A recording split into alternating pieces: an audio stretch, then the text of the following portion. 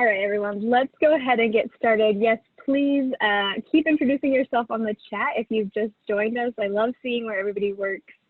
I am incredibly new to University of Florida, so I don't know where everything is, but it's nice to know, and I can start putting all those pieces together and get a little more familiar with the campus and where the participants are coming from. So my name is Kara Wight. You can probably see that on my little Zoom icon.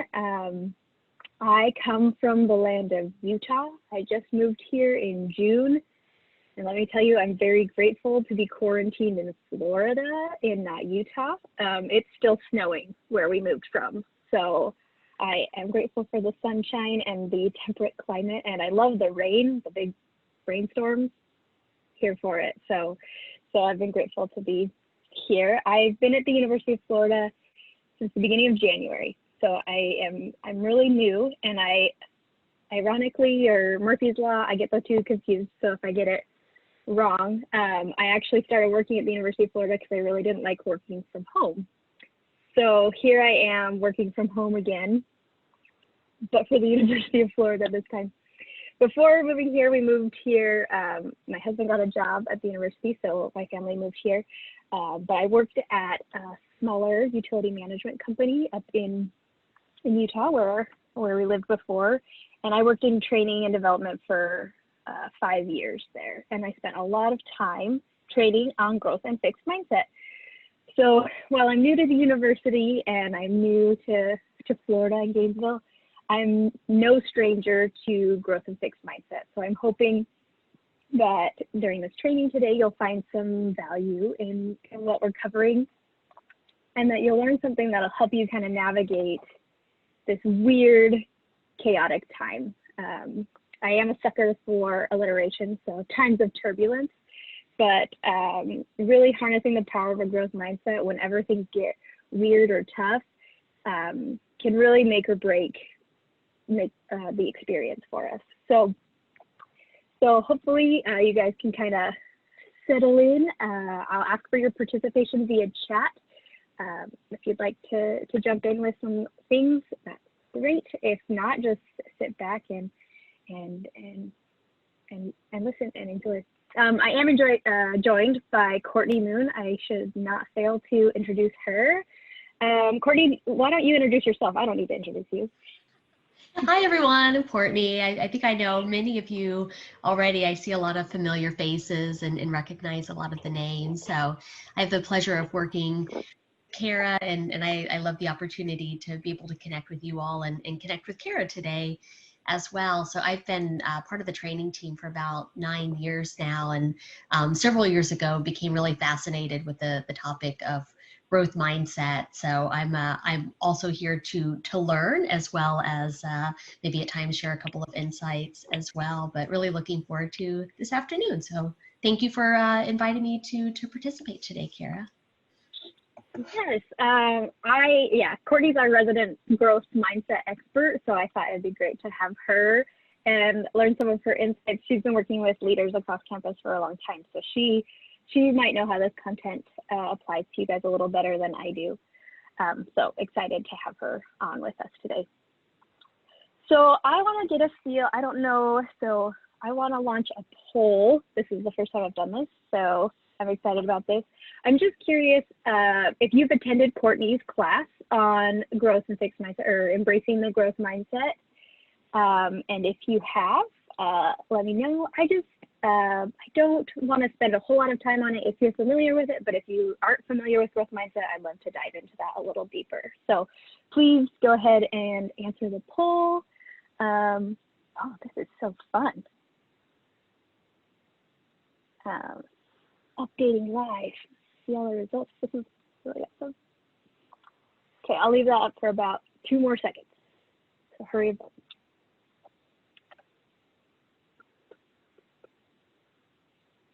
Okay, that was actually fast. So I'm going to end polling. It looks like the majority of you have not heard about growth mindset before. There is a good amount of you that have. If you have, I'm going to go through it a little bit. I hope this doesn't feel like overly redundant for you. It's always kind of a good refresher to learn more about it. But let's dig into a little bit to what is the growth mindset and what does that mean when I'm saying that? So the growth mindset comes from the research of Dr. Carol Dweck. And I don't know if you're familiar with her, but she's a psychologist out of Stanford, which is a university that's pretty renowned for their psychology efforts in general. So it's kind of a double whammy, an important psychology research at an important psychology university.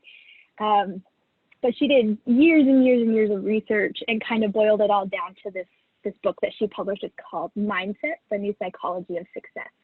And I'll send out my slide notes and stuff to you guys later this week, and I can include a link to that book if that would help. But in her book, she coins two different mindsets, two frames of mind that can kind of shape our ability to grow and learn.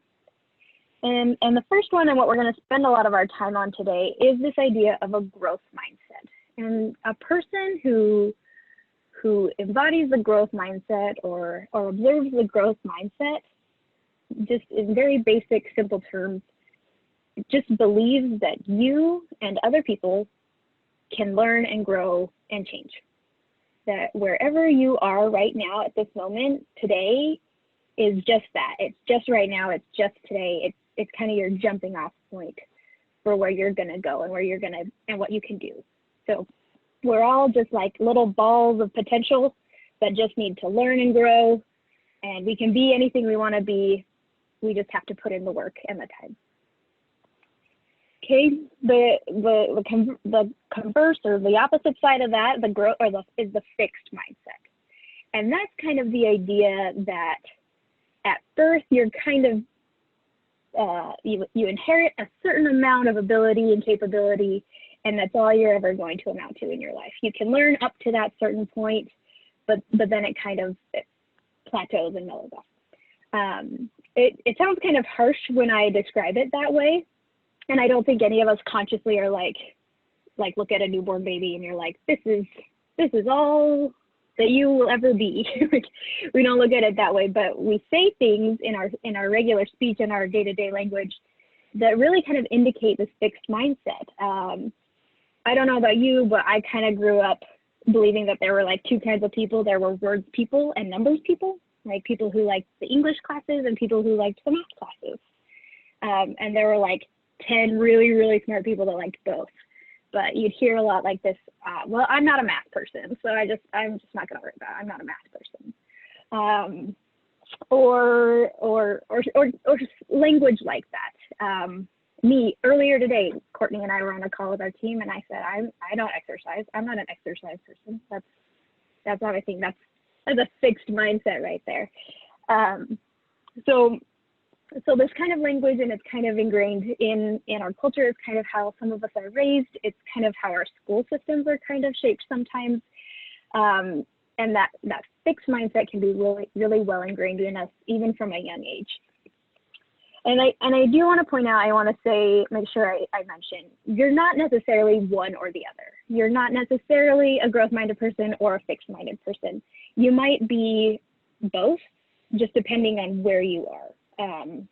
I got my undergraduate degree in music, but I have a very fixed mindset about music. I think it's because I got a degree in it that I got really stuck. Whereas at work, especially right now as a brand new person, I feel like I have quite the growth mindset. So you can have both. You can react to situations in more of a growth mindset and more of a fixed mindset. And a lot of things that exacerbate that fixed mindset, that feeling that we have of you're only capable of doing so much, it can really be amplified in times of hardship, in times of struggle, when things get difficult. I think we're all kind of in a time of hardship right now. It looks different for everybody, but I think we can all collectively say that times are hard. However that manifests for you, and it can be really easy to kind of revert into this fixed mindset where you catch yourself thinking, I can't do it, I wasn't made for this. This isn't for me.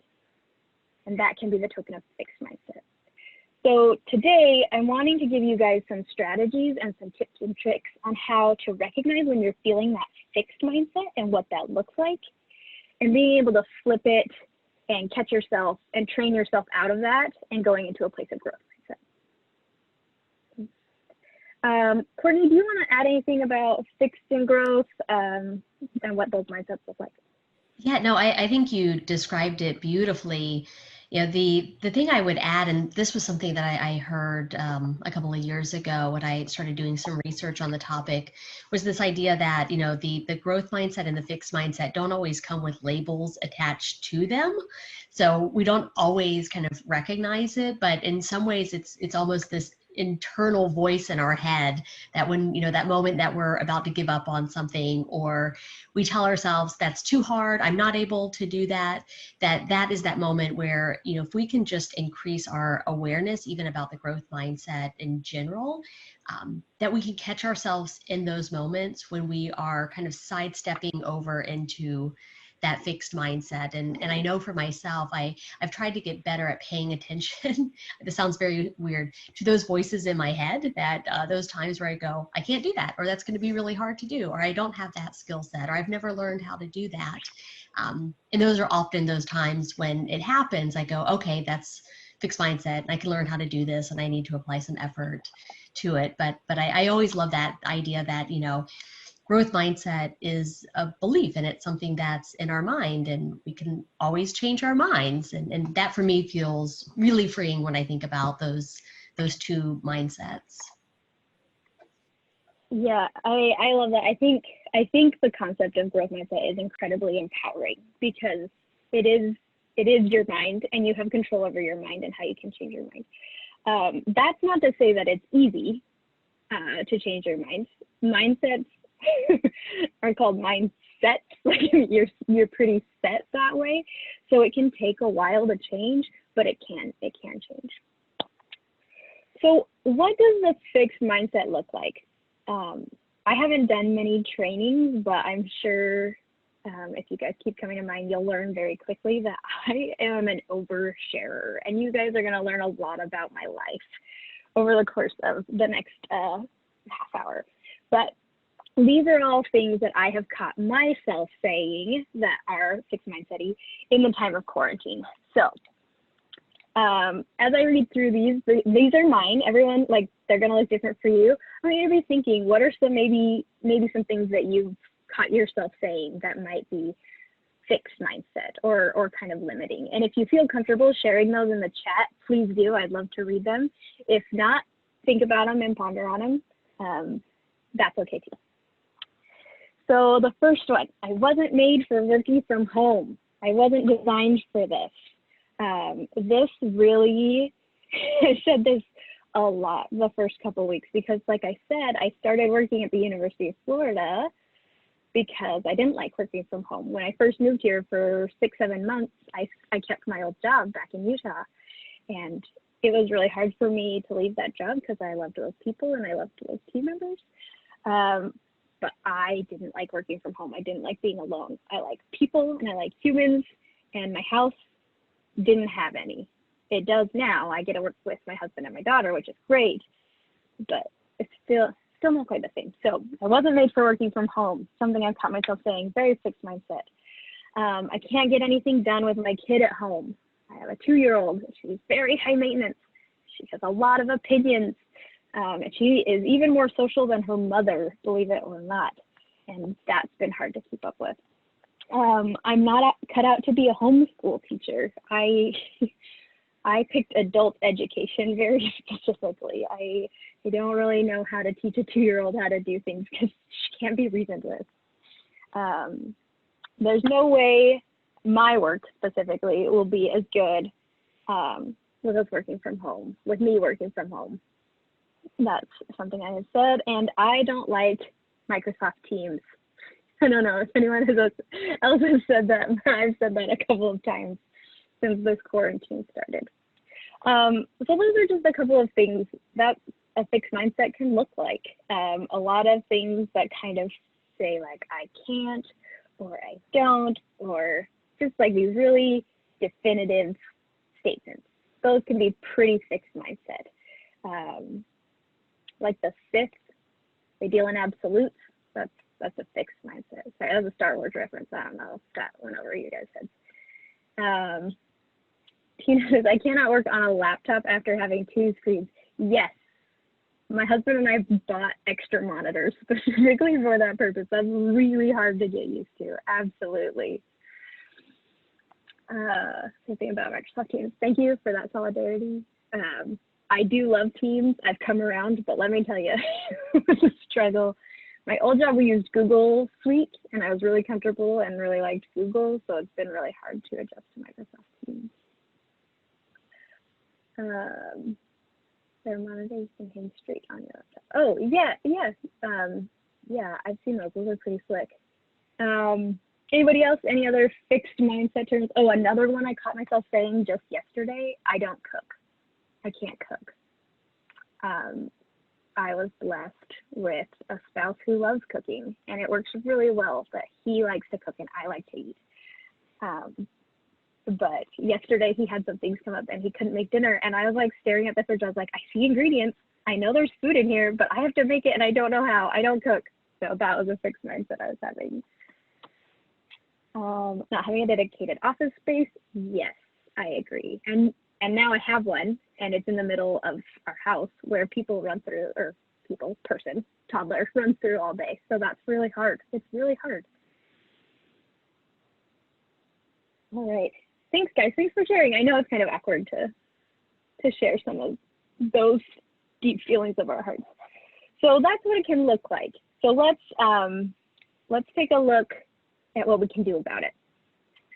So I don't know if you guys know who Brene Brown is, but I love her so much. She is I don't know how to say. She's like the person when it comes to vulnerability and shame and research on that. So she's got several books. She's got a couple of TED Talks. She has a Netflix special, and now she has a podcast that she just launched this month, in March, which is an interesting time to launch a podcast. So she talks about that. And her very first episode is about FFTs. And I won't say exactly what FFT stands for because it's not perfectly safe for work. But for this training, we're going to call them freaking first times or terrible first times. And I really encourage you, I'll include a link to the podcast when I send out my notes as well. I really encourage you to listen to that because it really articulated a lot of the feelings that I have had this week and over the last month as we've been trying to navigate a new normal. So she talks about freaking first times and how they're hard and awkward and difficult and how we don't like being a novice, especially after we've become good at something. So if you're really good at your job, which I'm sure you all are, it can be really hard and frustrating to move to working from home where you're not a pro and you're the novice again. You're the awkward learner again. So getting into that place again, starting over, learning how to walk again when you've already known how to run, can be really, really frustrating. And she gives some tips on how to navigate that terrible first time. And the first step is to name it, recognize that you're having a terrible first time, feel it, which is really just in true Brene Brown fashion, is to acknowledge your feelings, which is really hard for me to do. I don't know about you guys, but I think feelings are kind of dumb, so I have a hard time feeling it. And then to keep trying. So let's look at each of those. First, we want to name, articulate the FFT or the struggle. I will say it doesn't have to be the first time that you're doing something. It can be the 37th time that you've tried to do something and it's still hard and awkward, and that's okay. Just name it. Say, this is an FFT, or this is a hard time, or this is a struggle, or this is not something that I am super good at yet. And that's okay. Just name it. Even say it out loud if you have to. Turn to your non-existent desk mate and say, I am having a TFT right now. This will normalize it and it'll give you power over it. It'll help you put it into perspective. And most of all, it will help you manage your expectations. For other people, if we saw someone doing something for the first time, we wouldn't say, you should be able to do this perfectly, right? My 2-year-old daughter, right, like she had to fall down so many times before she figured out how to walk. And if I had just said like, man, you didn't know how to walk, like, I guess you're never gonna get it. Like, that's a little absurd. So giving ourselves the same treatment. Manage those expectations, maybe lower them just a little bit for a while we're navigating a hard time. It can be really powerful in helping us and navigate through these hard times. Okay, so first we want to name it. We want to say it out loud. This is an FFT. It's okay that I am struggling. Or you can call it whatever you want if you don't like FFT. I just like that there's a name for it. So go ahead and use that. The next is allowing yourself to feel the struggle. I am currently in a master's program about learning science and instructional technology, and we talk a lot about different learning theories. And there's a lot of proof and evidence and research that suggests that when we're struggling, that's when we're learning the best. So allow yourself to feel the struggle and wrestle with it.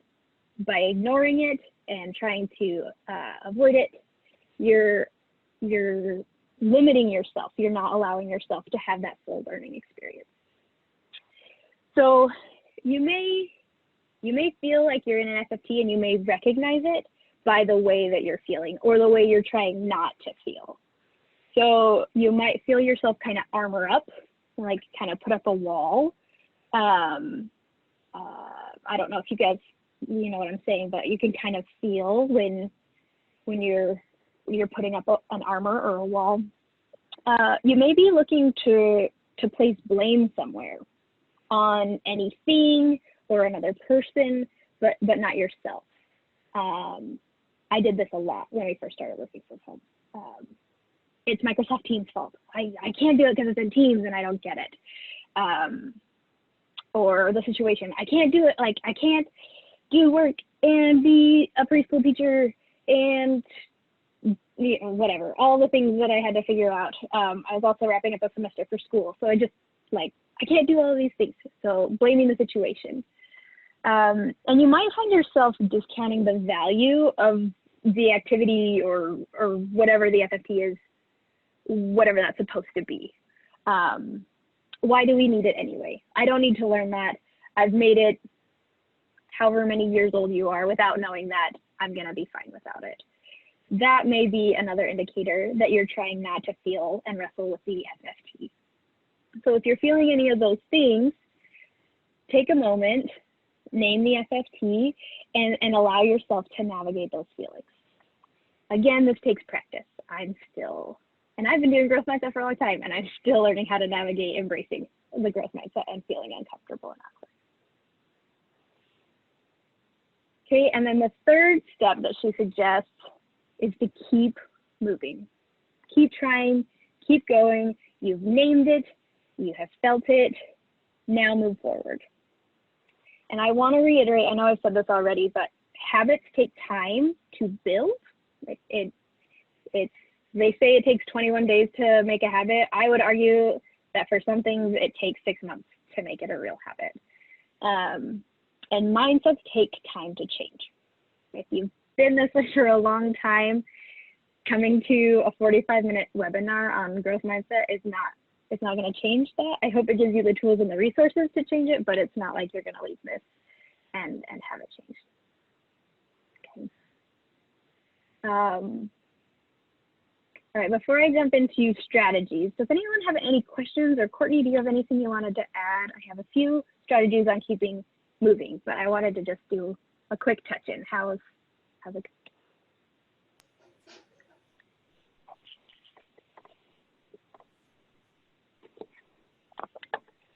Yes, Andrea, yes. And if you haven't seen the Netflix special, I highly recommend it. I love it so much. She's a boss.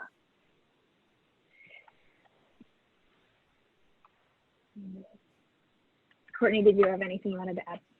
No, I don't think so. I mean, other than the fact that I'll reiterate what Kara mentioned about the idea of, habits, mindsets do take time to change, even once you've made the decision, whether it's, recognizing that fixed mindset.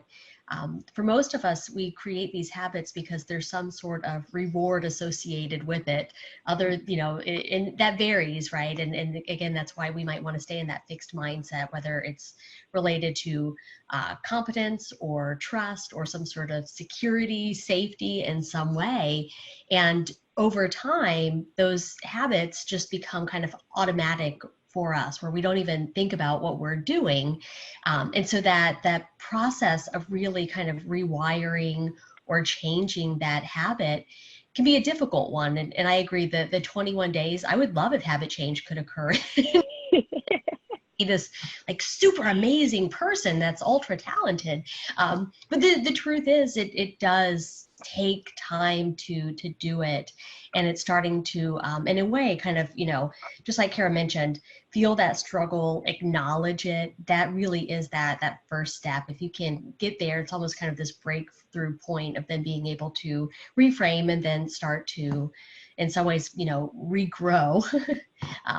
And start to take on some new habits that ultimately starts to shift that mindset for you. Yes, thank you. And it's just the first step. It's a hard step, and it's an important step, but it's definitely just the first step. So there's a lot of work to do after. I think growth mindset's really empowering because it does show you that you can do anything, but it's also like a little discouraging because it's like, but you have to work for it. You have to put in the work, and that's hard. I'm just catching up on some chats here. Victoria, I think it's actually your fault that I went and found this podcast, and by fault I mean your credit, not fault. It's a good thing, because you'd mentioned the podcast in that meeting that we had, and I had forgotten that she'd started a podcast, so I went and binged the whole thing in like a weekend. So thank you for the recommendation. Yes. Carmencita, we are recording. I forgot to record my webinar last week, and I will not make that mistake again. So we've got it recorded. Okay. All right. So let's talk strategies now that we've named it, now that we've felt it. How do we keep pushing forward when we're having a hard time? Like when something is especially hard for us, what do we do?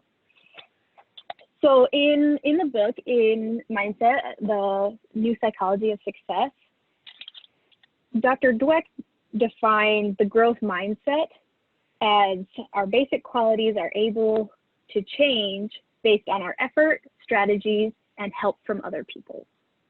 So like the core of the growth mindset is being able to make a plan, put forth the effort, and ask for help. That's really the core of the growth mindset. So let's talk about that a little bit. So I love strategy. I'm really good at strategizing and making a plan. I am not as great at the carrying out the plan and making it happen step, but I love to make a plan. So, Courtney, I know you work a lot with leaders and making strategies. What would be some tips that you'd provide in someone making a plan or a strategy to overcome an FFT or a struggle? Yeah, so often, and this might seem a little bit strange, but in terms of kind of those plans or steps, we often will encourage leaders to just focus on maybe 1 or 2, 3 things, kind of 3 at the most, in order to kind of start to move you forward a little bit, especially if you're trying to overcome something large that's been ingrained for a while. It's going to be hard to do. And so if you can really kind of narrow down that focus to what does that look like? What are just some even immediate steps that I can do within this hour, I can do today, that I can do longer term, which might even be like a week or a month. But oftentimes when we're working with leaders across campus and others across campus, we often encourage them to scale that down. Just focus on a few first steps that ultimately kind of get you going in that forward direction. Yes, and I love that. And I think, especially right now, I don't mean to keep saying like lower the expectations for yourselves, because I don't want you to walk out of here being like, Kara said it's okay to have a low bar right now. But do be realistic. Don't try to think that you have to tackle all of the things at once. And be strategic. Look at the assets that you have. Look at your team. Is there someone who is really, really good and really, really fast at this that can do it for now? Like, not necessarily put it off forever, but they can help you do it right now. Try to think like that. The other thing that I wanted to point out for strategy is identify your gaps. Is it a skills gap? Is it something that you need to work on and practice and keep practicing and keep practicing? Or is it a knowledge gap? Is it just something you need to go learn one time?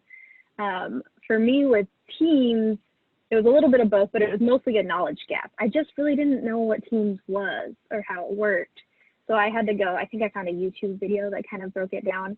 I'd used Slack before, so it was pretty similar to that. So I was able to kind of get the hang of it eventually, but it was definitely a knowledge gap.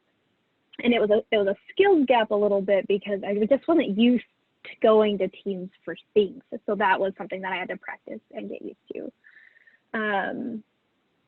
Is it Kira or Kyra? Sorry if I get that wrong. But yeah, New Year's resolutions, I think we all do this. We like set like 15 and then it's like by the end of January, you haven't even done one of them. Or we set a goal that's like actually like a 6-year goal, but we expected ourselves to do it in one. I think it's Bill Gates who said, humans overestimate what they can complete in 1 year and underestimate what they can do in 10. And I like that. So then the next step is that effort, and you have to prepare to do the work. It's gonna take a little time. It's gonna take some wrestling with. I think we live in an era of movie montages. I think of like Rocky, da da da da da, and it like shows him like running up the stairs, and all of a sudden he's at the top, and it shows like his path and struggle, but for like 3 minutes at the most. So we all can get in this place where we're really motivated and we're really excited, and then after our 3-minute montage, we're like, okay, I should be there now, and we're not, and we're frustrated. So the other key of the growth mindset is that you have to work and you have to be prepared to do a lot of work. And with that is going to be a little bit of failure. Reed says, it's also a serious skill to be able to think of and use time that way. Yes, absolutely. It's really easy to commit to things and the things that you have energy for right now and in the immediate future. It's really hard to develop that forethought, especially 10 years down the road. But yeah, be prepared to fail a little bit. Again, lower your expectations for yourself. That's going to be the takeaway you guys take out of this, is lower your expectations. But do, or at least allow yourself to expect yourself to fail. I had a conversation with a friend. Everyone's doing sourdough now, right? Like that's like the thing of quarantine, at least on my Facebook feed, everyone's trying sourdough. And someone said, I'm so scared to try it. What is your advice? And I said, give yourself permission to make a really gross loaf the first time. Like just let it be gross. And then when it's good, you'll be pleasantly surprised. And if it's bad, you'll be like, yeah, it's just my gross loaf. Like that was the plan. Kind of try to adopt that mindset for more than just sourdough loaf. And then last, and I think this is the most important right now and probably the hardest because we're all quarantined, reach out for help from others. Oh, that's so hard. That is so hard for me. Maybe you're all pros at asking for help when you need it, but I think it's really hard. But other people are the reason the growth mindset works. Find someone who can be your accountability partner. It can be someone who knows or has developed the skill you're trying to develop, and is really good at it and can be your coach. Or maybe they also struggle with it and you want to work on developing the skill together. And maybe it's your leader. You're just reaching out for some resources, but reach out and ask for help. Oh, Margaret, a 10-page paper on sourdough? I mean, I knew it was complicated. I didn't realize it was that complicated. But yeah, Rita, absolutely. It includes being vulnerable and opening up some of your weaker, more uncomfortable spots. And it's really hard to do that. I really hate it. Like, I really do. But other people are the key to your success as well. I know that this is like the hardest thing I'm asking you to do today is ask for help, because it takes honesty, it takes vulnerability, it takes courage, but it also like quadruples, quintuples, whatever, your chance of success if you ask for help from either someone who knows how to do it or some sort of accountability for someone. You guys can work together. Okay. And yes, Rita, I totally agree. I think we've been in an interesting situation. So the guy who hired me, our assistant director, left the team just like, I don't know, 3 weeks after I started, which I tried really hard not to take personally.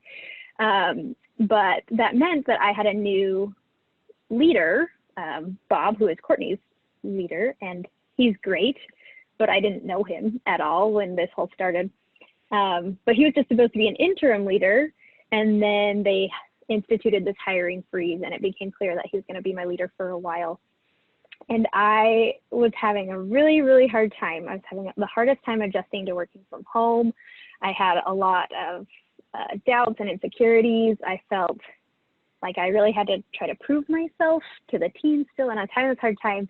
And I knew I had to tell Bob that I was having these struggles, but I also didn't know Bob. I didn't really feel like I wanted to let him in yet. That seemed really, really hard. But we had a touch base, and it was just the two of us. And I was like, I know Bob's a cool guy. I hope he's ready for what I'm about to unload on him. And I did. I said, I'm sorry. I'm not saying like, I don't even know what I need. I just know that I'm having a really hard time. And we were able to talk through a lot of things. And I think because I was willing to open up, he opened up a lot of things about himself as well. And now we have a really good working relationship that we have developed almost entirely in quarantine and working remotely, which just goes to show like he's a really strong, powerful, wonderful leader. But that it is also possible to develop those relationships of trust, even online. It's harder for sure, but it is possible. All right, any other thoughts about making a plan, exerting effort, or asking for help? Courtney, do you have anything you wanted to add? Yeah, no, just to add to your example there about developing that relationship, with Bob and under unique circumstances, totally. We find through some of the, there's literature, there's research on this that talks about the role of vulnerability in relationship building, and that often people are afraid to ask for help because they're worried about how that will make them look in the eyes of others, and that actually it's one of the fastest ways that you can build trust with others, or in those moments where you say, I'm struggling, I need help, I could use your assistance. And that, that really does, it builds a very strong relationship because of that vulnerability being that kind of key factor in that. And I know times where I've struggled have been in that effort area where I'm trying to do things or figure out things on my own, and I've reached a limitation with that. I often think of effort as kind of these small mini experiments. I'm like, all right, let's see what works. And sometimes it doesn't work. And then, a 2-minute email or a call to a colleague to say, can you help me with this? it just, it fast forwards whatever it is that I've been struggling with or trying to work on, in addition to helping that relationship as well. And then that person knows that they can also do the same, reach out to you, share concerns with you, be vulnerable with you. It really is this just transformative, powerful thing that can happen. Yeah, absolutely. I think Brene Brown talks about that a lot too. Like, you have to be vulnerable to build trust, but you have to have trust in order to be vulnerable. And it's like the chicken before the egg kind of a thing. It just kind of goes in a circle, but someone has to be vulnerable in order to make it work. So embrace it, even when it's awkward. So let's take a look at what the growth mindset might look like in quarantine. So I took my fixed mindset things and I tried to reframe them, and I've been working on this. You guys can also feel free to add yours in the chat. Like, if you have thought of a way that you can have a growth mindset during quarantine, I love it. Love to see those come in. So instead of, what did I say? I wasn't built for working at home. I changed it. I have never worked from home. Well, I have worked from home before, but not in this circumstance. And it is very different circumstances. This might take me a little getting used to. Gives myself a little room to grow. Working at home with my kids is going to be a very interesting challenge. Not impossible, but it is hard, but interesting. Homeschooling is hard for me, but I will keep trying to make it work. Our work may take a dip right now, and that's okay. And Microsoft Teams is new for me. What are some resources I could use to get to know it better? Okay. So I know the power of reframing, and I know I talked about that a little in my webinar last week. But the same goes from fixed to growth. It's not that you can't acknowledge the struggle, it's how you're going to attack the struggle.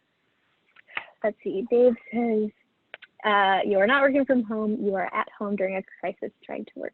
Yes, I plugged that in my webinar on Thursday too, so yes. Stay tuned if you want to go to finding your flow while working from home. We're going to have another session next month. So, all right, I am going to leave with this quote. This is how I want to end. Courtney, will you read that? I think they're probably so tired of hearing my voice. All right, it says, why waste time proving over and over how great you are when you could be getting better? Why hide deficiencies instead of overcoming them? Why look for friends or partners who will just shore up your self-esteem instead of ones who will also challenge you to grow? And why seek out the tried and true instead of experiences that will stretch you? The passion for stretching yourself and sticking to it, even or especially when it's not going well, is the hallmark of the growth mindset. This is the mindset that allows people to thrive during some of the most challenging times in their lives. Thank you. I remember the first time I read this quote and I got really offended because I like doing things that I'm good at and I don't like trying new things a lot of the time. But I think that's such a great attitude to have during these trying circumstances, that yes, it's hard, and yes, it is not always fun or comfortable, but look at all these skills we're developing right now. Look at all of these things that we're able to learn that we couldn't have even done 6 weeks ago that we're doing now. It's an incredibly inspiring time. There's a lot of innovation happening and a lot going on that's just really cool and exciting. So I know it doesn't always feel that way. I know it feels heavy and it's intense, and it's okay that you're feeling those things. Like, I feel you, but that's not the end. There's more, and we can move forward. So it looks like I am at my time. So if you want to stay on, and I've got a few minutes, you can ask me some questions, or you can throw them in the chat. If you need to go ahead and take off. I do want to plug the Keep Growing page on learnandgrow.hr.ufl.edu/keepgrowing. We're adding a lot of resources on there all the time, so check in, come back to our webinars. Like I said, I did another one called Finding Your Flow While Working From Home. We'll schedule another one of those for next month, so please register. Thank you guys so much for attending. And let us know. On that same page, there's a feedback section. So if you have something that you want to learn more about right now that we can do for you, please go find that page and submit that, or send us an email, hr@training.com. Sorry, training@ufl.edu. I just made up an email address just now, like totally random email address. And follow us on the socials if that's the thing you do, UF at Work and #GatorsGrow. We're trying to make that a thing. I don't think any of us really know how hashtags work, but we're pretending and we're going for it. so please keep checking in and let us know what we can do for you during this time. We are here for you.